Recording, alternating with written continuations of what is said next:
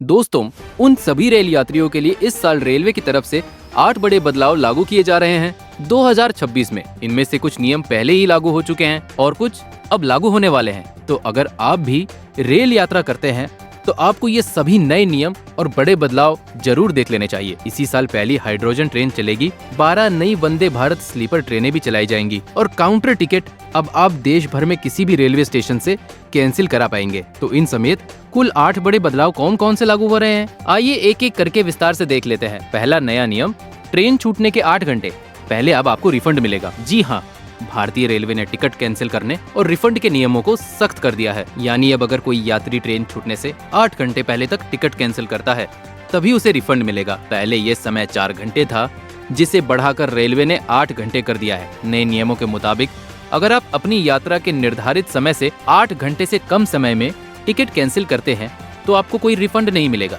हालांकि 24 से 8 घंटे के बीच टिकट कैंसिल करने पर अभी भी 50% पैसा वापस मिलेगा। ये नए नियम 15 अप्रैल तक लागू हो जाएंगे। दूसरा नियम, काउंटर टिकट अब आप किसी भी रेलवे स्टेशन से कैंसिल कर पाएंगे। यात्रियों के लिए ये एक बड़ी राहत है कि अब टिकट कैंसिल कराने के लिए उसी स्टेशन पर जाने की जरूरत नहीं होगी। अब देश के किसी भी रेलवे स्टेशन के काउंटर से टिकट कैंसिल कराया जा सकेगा। तीसरा नियम, चार्ट बनने के बाद भी आप बोर्डिंग स्टेशन बदल सकेंगे। यात्री ट्रेन छूटने से 30 मिनट पहले तक डिजिटल तरीके से अपना बोर्डिंग स्टेशन बदल पाएंगे। पहले ये सुविधा चार्ट बनने से पहले तक ही मिलती थी। चौथा नियम, अब आपको ट्रैवल क्लास अपग्रेड करने की सुविधा भी मिलेगी। यानी ट्रेन छूटने से 30 मिनट पहले तक आप स्लीपर से एसी में अपग्रेड कर सकते हैं। पांचवा अपडेट, हाइड्रोजन ट्रेन चलाई जाएगी। भारतीय रेलवे अब हाइड्रोजन फ्यूल से ट्रेन चलाने की दिशा में आगे बढ़ चुका है। हरियाणा के जींद सोनीपत रूट पर इसका सफर ट्रायल हो चुका है।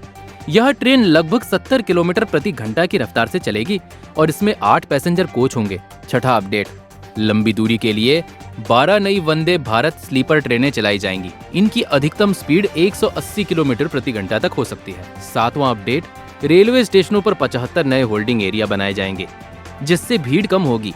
ये योजना देश भर के प्रमुख स्टेशनों पर लागू की जाएगी। आठवां अपडेट, ब्रॉड गेज नेटवर्क लगभग 100% इलेक्ट्रिफिकेशन के करीब पहुंच चुका है।